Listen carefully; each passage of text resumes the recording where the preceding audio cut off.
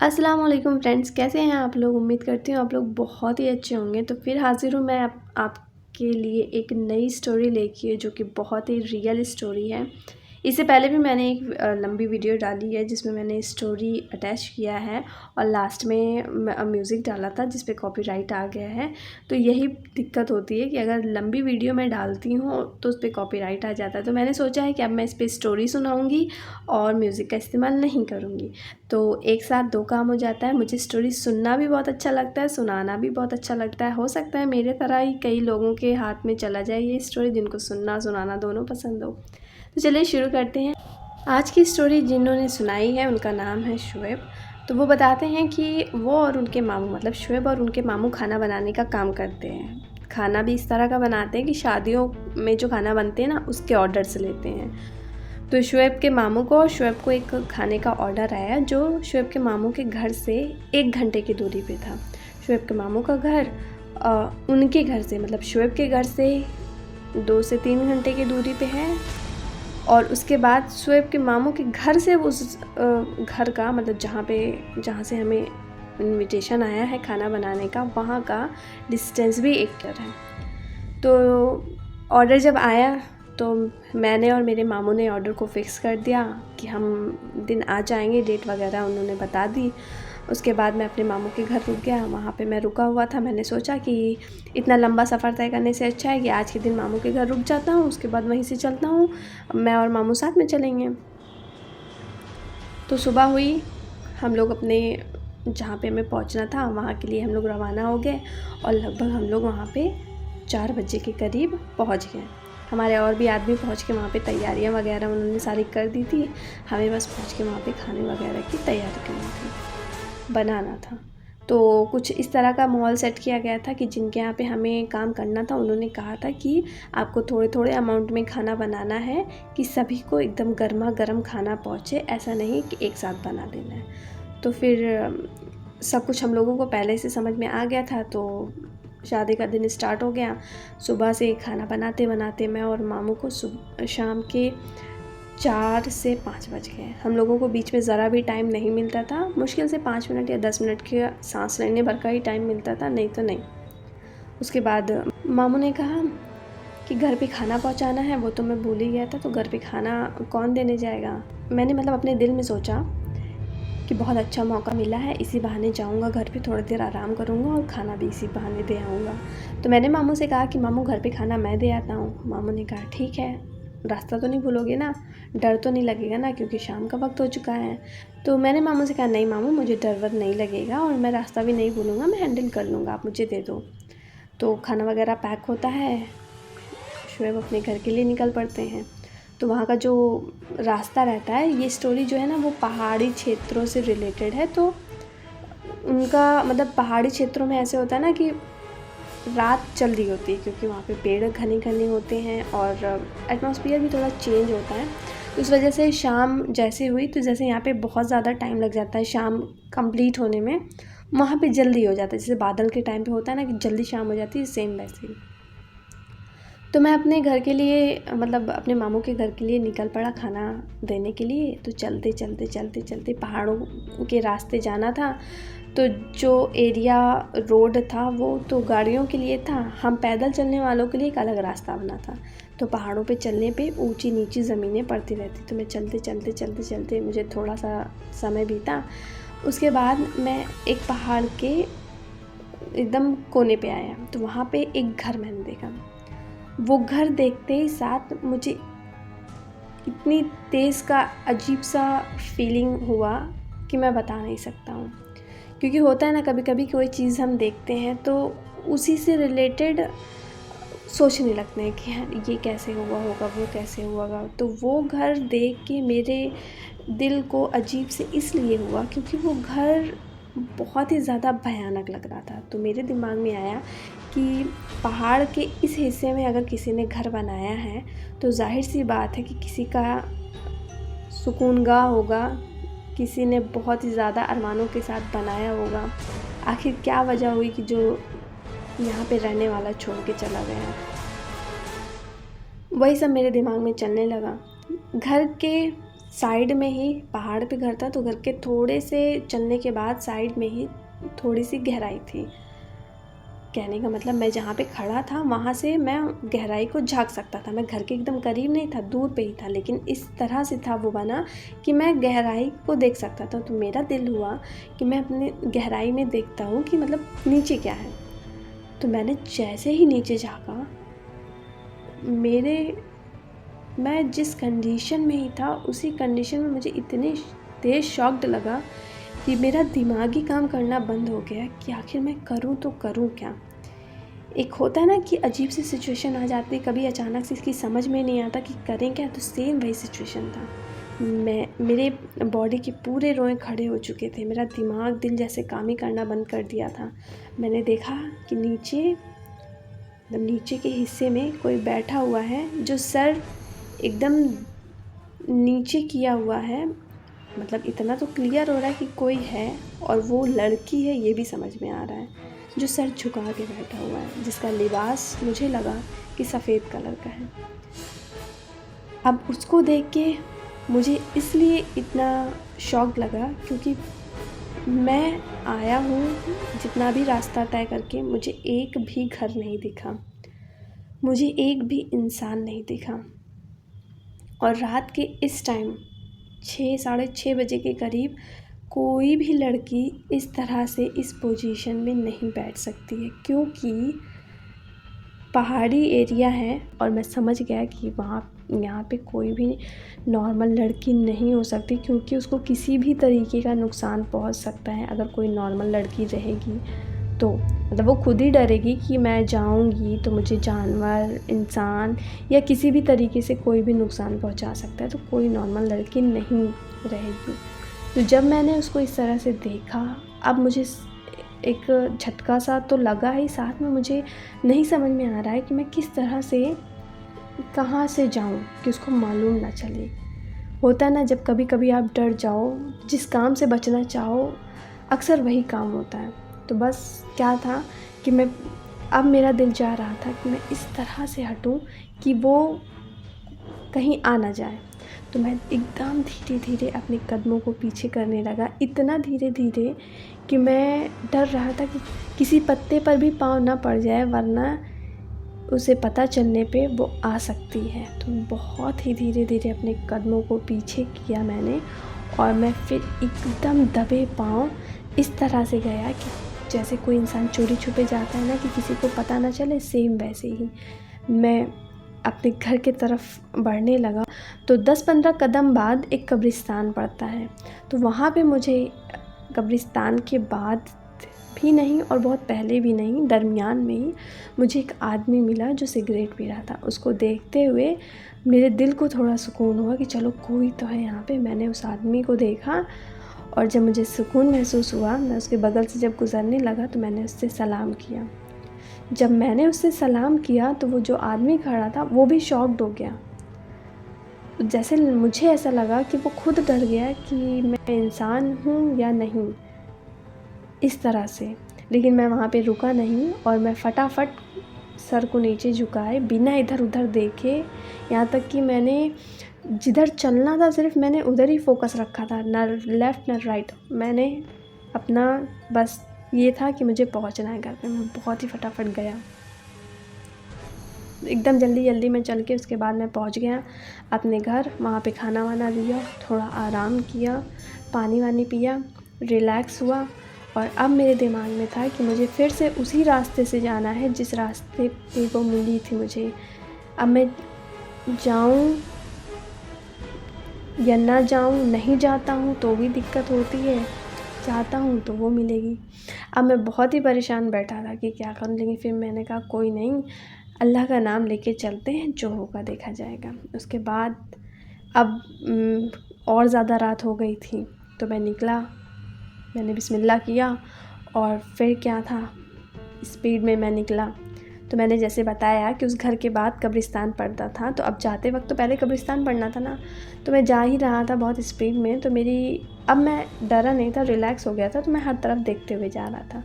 तो जो कब्रिस्तान पड़ता था, वापस आते वक्त तो मैंने नहीं देखा था कब्रिस्तान में, लेकिन अब मैं जब वापस जा रहा था अपने मामू के पास तो मैंने कब्रिस्तान में देखा तो वहाँ भी एक आदमी खड़ा हुआ था जो कि सिगरेट पी रहा था। वो दूर से ही लग रहा था कि सिगरेट पी रहा था। तो मैंने उसको जब देखा कि वो सिगरेट पी रहा तो मेरे दिमाग में आया कि कोई भूत प्रेत जिन तो सिगरेट पिएगा नहीं।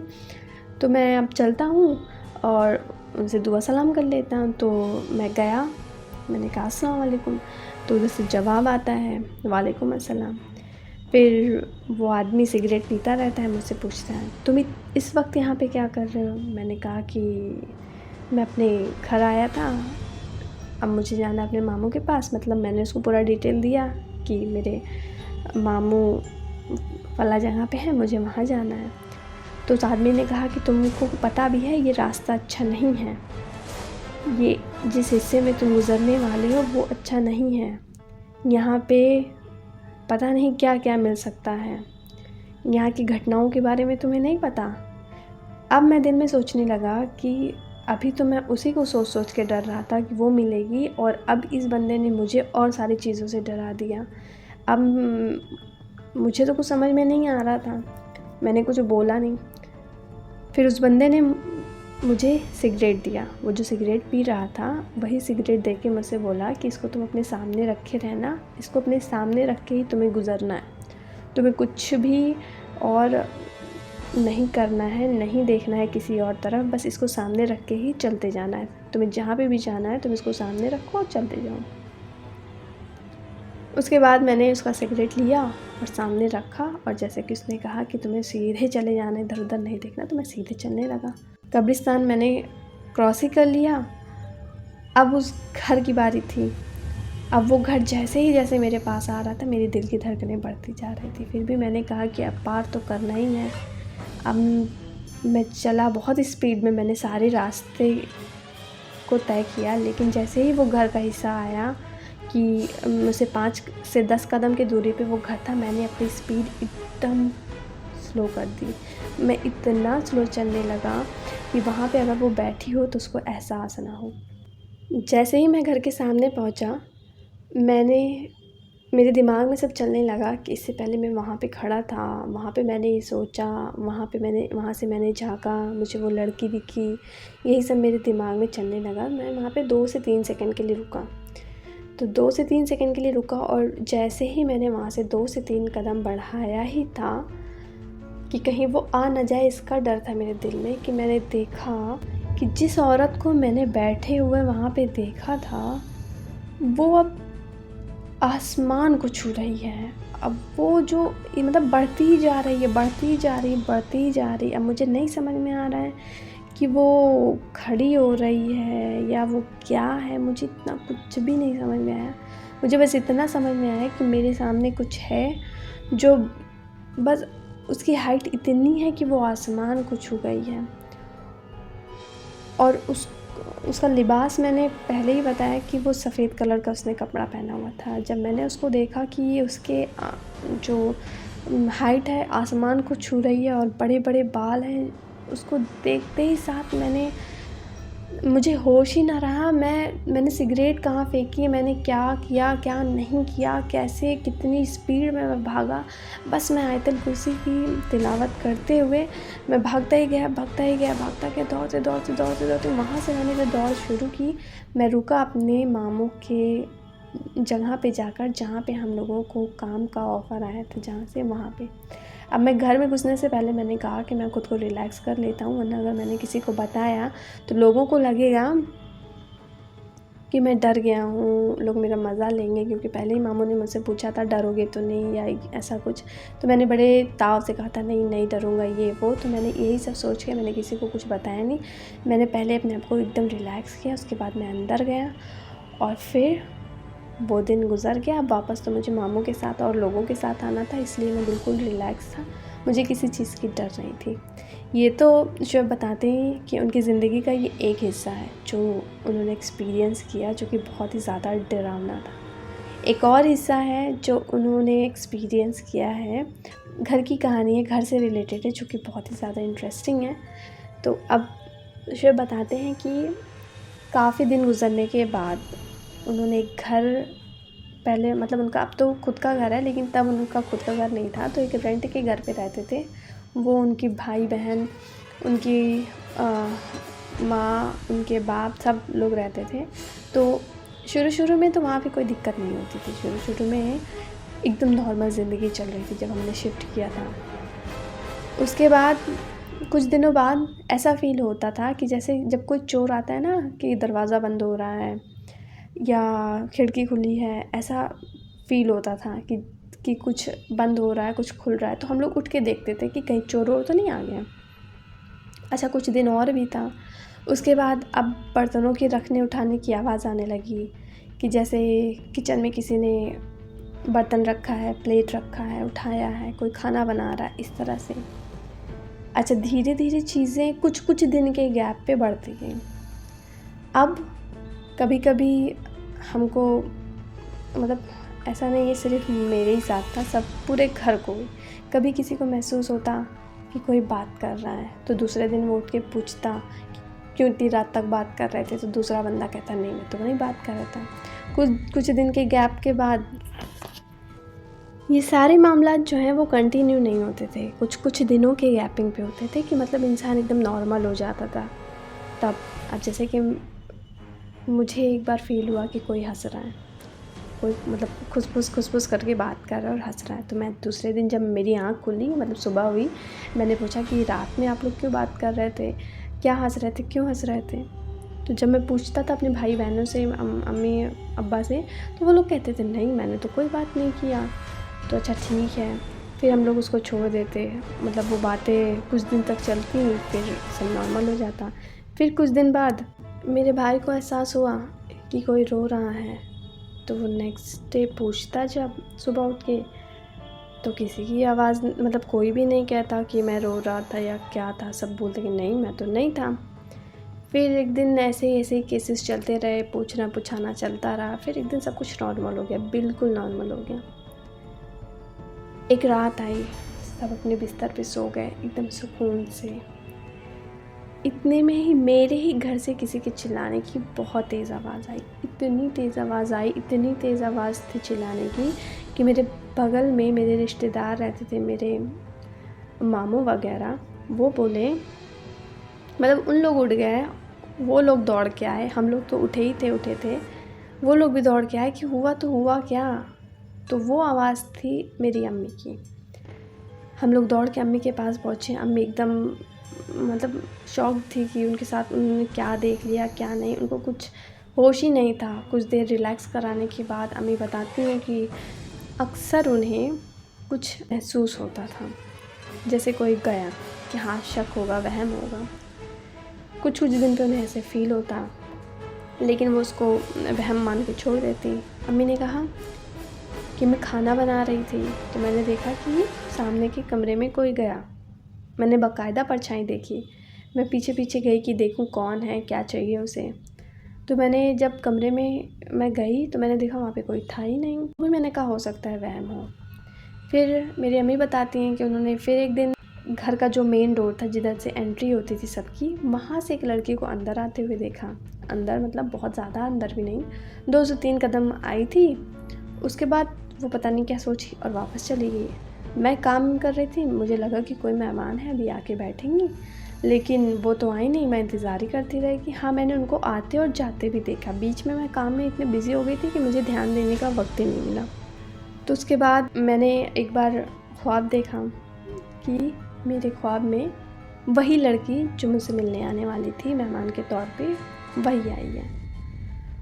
वो आई है, खड़ी है, मेरी आँख खुल जाती है तो मैं डर जाती हूँ कि लो मेरी धड़कन क्यों बढ़ी, क्या हुआ, वो लड़की कौन थी। मतलब मेरे दिमाग में ये सब चल रहा था, क्यों आती है इतना, क्या है, कैसे है। मेरी अम्मी बताती है कि उसको अक्सर ख्वाब में देखती है, ऐसे ऐसे परछाइयाँ देखती, लेकिन वो किसी से बताती नहीं थी। अच्छा, यहाँ पे ऐसा भी है कि मेरे घर के हर एक फैमिली मेम्बर को किसी न किसी तरीके से कुछ ना कुछ एहसास हो चुका था। सब जानते थे कि यहाँ पे हम लोगों के अलावा भी कोई और मखलूक़ात रहती है। तो अक्सर जब रातों में आती, तो ऐसी एक रात आई जिस रात मेरी अम्मी चीख रही थी। अम्मी ने बताया कि वो सो रही थी, उनकी आँख अचानक से खुल गई। उनकी दिल की धड़कन बहुत ही तेज़ थी। उन्होंने सोचा कि आखिर आज मेरी दिल की धड़कन इतनी तेज़ क्यों है और मैं इस पहर क्यों उठी हूँ रात के। तो उन्होंने देखा कि सामने वही लड़की खड़ी है जो लड़की उनके ख्वाबों में अक्सर आती है और उस दिन घर में आ रही थी। वो उसको देखती ही हैं, लेकिन उनको जैसे होश ही नहीं रहता है कि वो उसे पूछें या चिल्लाएं या कुछ करें, क्योंकि उनको लगता है कि उनके बॉडी का कंट्रोल उनसे ख़त्म हो गया है, किसी और के कंट्रोल में चला गया है। वो लड़की जो है देखने में किसी भी तरीके से नहीं लगती है कि वो कोई चुड़ैल है, कोई जिन है, कोई भूत है, ऐसा कुछ भी नहीं। बिल्कुल नॉर्मल वो लगती है। आप कह ही नहीं सकते उसको देख के कि वो नॉर्मल लड़की नहीं है। वो खड़ी थी, तब तक सब ठीक था। उसके बाद वो देखते ही देखते वो लड़की छत की तरफ छलांग लगाती है।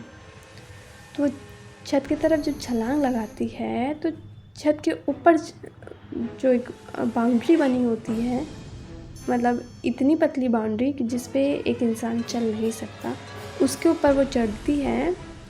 छत के ऊपर जाने के बाद उस बाउंड्री पे जाती है और फिर उस बाउंड्री से एक कोने से वो दूसरे कोने जाती है।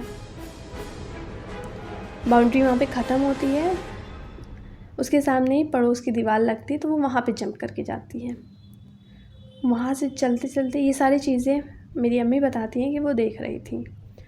उसके बाद फिर वो जब दूसरे की छत पे जाती है, वहाँ से मुझे दिखना वो बंद हो जाती है। तो मेरा दिमाग में आता है कि वो वहाँ गई तो गई कहाँ, कैसे? फिर से मेरी आंखें उधर ही साइड जाती हैं जिधर से वो चलना शुरू करती है। तो मेरी आंखें जब वहाँ पे पड़ती है जिधर से वो चलना शुरू करती है, वो उसी हिस्से में खड़ी रहती है। ये चीज़ें देख के अब मैं तो चाह रही हूँ कि मैं चीखूँ, ये सारी चीज़ें देख के, जितनी भी चीज़ें हुई, लेकिन मैं चीख ही नहीं पा रही हूँ। उसके बाद मैंने देखा कि वो दीवार से जंप कर जाती है बाहर साइड। बाहर साइड किसी का घर अटैच नहीं रहता, बाहर साइड बिल्कुल खाली रहता है। लेकिन अटैच करने मतलब घर नहीं अटैच था, खाली था, मैदान था। जंप करने के बावजूद वो इतनी लंबी थी कि वो दिख रही थी बाकायदा, उसका धड़ दिख रहा था। तो मैं कंफ्यूज, मैं शॉक्ड कि ये इतनी लंबी हो गई है या उड़ रही है या कैसे चल रही है, कुछ समझ में नहीं आ रहा है। इस तरह से वो थी वहाँ पे खड़ी। वो अब मुझे कंटिन्यू देखे जा रही थी। अब उसके आँखों का कलर लाल हो गया था और एक बदलाव आया था कि वो मुझे देख के हंस रही थी। वो जब हंस रही थी तो उसके दांत एकदम बारीक से बन गए थे। नॉर्मल इंसान के जैसे दांत होते हैं वैसे बिल्कुल नहीं थे, एकदम बारीक। वो मुझे देख के हंस रही है और लंबी होते हुए चली जा रही। ये देखने के बाद मैं कब से चिल्लाने के इंतज़ार कर ही रही थी कि चिल्लाऊं, मेरे गले से आवाज़ निकले, कि मैं कंटिन्यू कोशिश करती। ऐसा नहीं है कि मैं सारी चीज़ें बहुत सुकून से देख रही थी, मैं कांप रही थी, मेरा होश, मुझे लग रहा था मुझे दिल का दौरा पड़ जाएगा, लेकिन मेरे गले से आवाज़ नहीं निकल रही थी। और फिर किसी तरीके से मैंने कोशिश किया और मैंने इतना तेज़ चिल्लाने लगी कि सब के सब आ गया। मेरी अम्मी बताती कि उन्होंने सबको ये बातें बताई, तो सब ने ये डिसाइड किया कि आज की रात हम यहाँ पे नहीं रुकेंगे। फिर वहाँ पे कोई रुकता नहीं है, सब लोग मैंने जैसे पहले ही कहा कि मेरे बगल में मेरे रिश्तेदार रहते हैं, उन्होंने कहा कि चलो मेरे दलान में सो जाना। तो सब लोग तैयार हो जाते हैं। मैं रहता हूँ और मेरे एक भाई रहते हैं। मेरे दिल में आता है कि मैं क्यों जाऊँ छोड़ के। तो मेरे भाई रहते हैं, वो हाफिज़े कुरान रहते हैं, तो वो भी कहते हैं मुझे देख के कि हाँ भाई, ऐसे कैसे किसी के घर जाएंगे। मैंने भी कहा कि अम्मी कितने दिन किसी और के घर पे रहेंगे, आज रह लेंगे ना, रोज़ थोड़ी ना रह सकते, अपना घर है, तो मुझे नहीं जाना। तो बाकी सब लोग कहते हैं नहीं चलो, इन सब चीज़ों से ऐसे पंगा नहीं लेते। लेकिन मैं और मेरे भाई अड़ गए कि नहीं, मुझे यहीं रहना है, आप लोग जाइए। तो वो लोगों ने बहुत समझाया, लेकिन हम लोग समझे नहीं और फिर हमने डिसाइड किया कि हम वहीं पे सोएंगे। उसके बाद सब लोग अपना चले गए हमारे पड़ोसी में जो रिलेटिव थे उनके यहाँ सोने। और हम लोग जो हैं बिस्तर हम लोग ने एक साथ लगाया। वैसे हम लोग थोड़ा अलग अलग बिस्तर लगा के थे, लेकिन उस टाइम हम लोग साथ में ही सो गए। तो मेरे भाई की चारपाई लगी, जस्ट बगल में मेरी चारपाई लगी, हम लोग लेटे हुए थे। अब मैं उसी हिस्से में सोया हुआ था कि जहाँ पे मेरी अम्मी सोई थी और चीखें मार रही थी जिस हिस्से में, तो मैं और मेरे भाई वहीं हिस्से में थे। कुछ देर मैं और मेरे भाई जगते रहे, उसके बाद आँख लग गई मेरे भाई की, मतलब मेरे भाई तो बिल्कुल सो गया, वो खर्राटे लेने लगा और मुझे नींद आ ही नहीं रही। अब मैं सोच रहा हूँ कहीं मैंने गलती तो नहीं कर दिया, कि मुझे आज बुखार किस चीज़ का सवार था कि मैंने इतने बड़ा पंगा ले लिया, मेरे अंदर इतनी हिम्मत कैसे आ गई, मुझे समझ में नहीं आ रहा है। अब मेरे दिमाग में यही सब चलने लगा और सारी चीज़ें चलने लगी कि मेरी अम्मी ने जो जो बताया था कि वो आती थी, वो ऐसे आई, उसके दांत ऐसे थे, उसके आँख ऐसे थे, उसकी हाइट ऐसी थी। मैं मतलब सब कुछ मैं इमेजिन करने लगा कि अम्मी के साथ ऐसे ऐसे ऐसे ऐसे ऐसे हुआ होगा। बड़ी मुश्किलों से मुझे फिर नींद आना शुरू हुई। मैं अभी आधी ही नींद में गया था, गहरी नींद में नहीं गया था, मुझे मतलब एहसास होता है कि मेरे पैर को उठा के किसी ने छोड़ा है। तो मेरे पैर को जब उठा के किसी ने छोड़ा तो मेरी आँख खुल गई। तो मुझे लगा कि हो सकता है मैं नींद में ही ऐसे अपने पैर को उठा के रखा हूँ, क्योंकि मैं इस तरह के नींद में था कि मैं श्योर भी नहीं था और मैं कंफ्यूज था कि मतलब सच में हुआ है कि नहीं हुआ है। क्योंकि अक्सर ऐसा होता है कि हम लोग सोते रहते हैं, कुछ चीज़ें हो जाती हैं, ख्वाब में होता है, लगता है रियल में हो रहा है। तो बस वही सिचुएशन थी शुएब की। उसके बाद वो उस बात को इग्नोर कर देते हैं और फिर से सो जाते हैं। अभी मतलब सो नहीं जाते हैं, अभी वो सिर्फ आँख बंद करते हैं तो उनको सुनाई देता है कि उनके पाँव को फिर से उठाया जाता है और बिल्कुल हल्की सी आवाज़ किसी लड़की की आती है कि तू यहाँ रुकेगा, बस इतना, बिल्कुल हल्की आवाज़। और इस बात के साथ ही उनके पाँव को उठाया जाता है और फिर छोड़ दिया जाता है। और जिस हिस्से को पकड़ा जाता है उस हिस्से में बहुत बारीक बारीक नाखून घुसे रहते हैं, नाखून के निशान रहते हैं, वहाँ पे स्वेलिंग आ गई रहती, इतना तेज़ वो नाखून चुभाए हुए रहते हैं। मैं तुरंत डर जाता हूँ, मैं कहता हूँ भाई भाई उठो उठो उठो। मेरा भाई मेरे बगल में ही रहता है, इतना मैं बोलता हूँ वो तुरंत उठ जाता है। मैंने कहा भाई मुझे लगता है कि मेरे पैर को किसी ने छुआ है। उसके भाई बोलते हैं कि नहीं तुम्हें वहम हुआ होगा। उसने कहा नहीं, शुएब ने कहा नहीं सच में हुआ है, देखो तो उसके भाई आगे बढ़ते हैं और देखते हैं तो उसके पाँव में सच में बारीक बारीक नाखून के निशान रहते हैं और उसी के साथ खरोंचा भी रहता है, जिसकी वजह से झरना, आप लोग पता नहीं समझते कि नहीं, मतलब उतनी दूर उठ जाता है, स्वेलिंग टाइप आ जाती, उछड़ जाता है, इस तरह का फ्रेश नाखून लगा रहता है। तो मेरे भाई कहते कि नहीं ये तो झूठा नहीं है, इतने बारीक बारीक नाखून धंसाए गए हैं, इसके साथ हल्का सा खून भी आ गया है और उछड़ भी गया है, तो इसका मतलब कि सच में कुछ हुआ है यहाँ पे, अब रुकना सही नहीं है, अब हम लोग चलते हैं अपनी फैमिली के पास। शुएब कहते नहीं मैं नहीं जाऊँगा, मैं भी जाऊँगा, सब लोग मज़ा लेंगे कि बड़े ताव में बोला था कि रुकूँगा, ये करूँगा वो करूँगा, और फिर चले आए। तो मेरे भाई ने मुझे समझाया कि क्या हुआ, ये सब कोई कुछ कहेगा भी तो, फैमिली मेम्बर तो है, इन सब चीज़ों का तुम्हें इतना बुरा क्यों लग रहा है, मज़ा ही तो नहीं है, और अगर ये चीज़ नुकसान पहुंचा दी तो ज़िंदगी भर नुकसान फिर हम झेलते रहेंगे। तो इन सब चीज़ों के चक्करों में पड़ने से अच्छा है कि हम लोग थोड़ा सा अपना मज़ा ही लेवा लेते हैं। तो मतलब शुएब के भाई ने उसको बहुत ज़्यादा समझाया, तो शुएब ने डिसाइड किया हाँ ठीक है, ये बात आपकी बिल्कुल सही है। फिर हम और हमारे भाई निकल जाते हैं वहाँ पे जहाँ पे हमारी फैमिली रहती है। हम नॉक करते हैं कई बार, जाहिर सी बात है सब इतने डरे हुए रहते हैं कि किसी की हिम्मत नहीं रहती कि कोई सो जाए। हम जब कई बार नॉक करते हैं तो फिर दरवाज़ा खोलता है मेरा एक भाई, अंदर रहता है, वो कहता है कि क्या हुआ। तो हम लोग अपना अंदर घुसते हैं और बताते हैं कि ऐसा ऐसा हुआ है। तो अम्मी बोलती हैं कि हाँ मैंने पहले ही मना किया था ना कि नहीं करना था, नहीं रहना था, तुम्हें ही रहना था, चलो कोई नहीं अब सो जाओ। उसके बाद हम लोग फिर सो जाते हैं। सुबह होती है तो मेरे फूफी के जो हस्बैंड रहते हैं वो आलिम दीन रहते हैं, मतलब उनको इन सब चीज़ों की बहुत अच्छी नॉलेज रहती है, इन सब चीज़ों पे पकड़ अच्छी थी, भगाना वगाना उनको ये सब आता था। तो उनको बुलाया गया, उन्होंने पढ़ाई वढ़ाई की, उन्होंने बताया कि इस घर में एक नहीं पूरा ख़ानदान उनका बसता है, मैं पढ़ाई कर दूंगा। फिर जो भी प्रोसेस होता है वो सारा प्रोसेस किया गया और मेरे फूफा ने कहा कि अब सब कुछ ठीक हो गया, तुम लोग रह सकते हो। तो हम लोगों ने फिर डिसाइड किया हम रहेंगे, लेकिन लाइट ऑन करके। किसी की हिम्मत तो नहीं थी, लेकिन फिर भी सब लोग चले गए। सब ने डिसाइड किया कि लाइट ऑन रहेगी और सब साथ में रहेंगे। तो सब ने लाइट ऑन रखी और सब साथ में थे। पहली रात तो किसी को नींद नहीं आई, दूसरी रात भी आ गई, पहली रात अच्छे से गुजर गई, दूसरी रात भी आ गई, उस टाइम भी किसी को नींद नहीं आई। तीसरे दिन फिर हम लोगों ने डिसाइड किया कि अभी 2 दिन से सब नॉर्मल चल रहा है, अब हम लोग लाइट बंद करके सोएंगे। तो हम लोगों ने लाइट बंद कर दिया।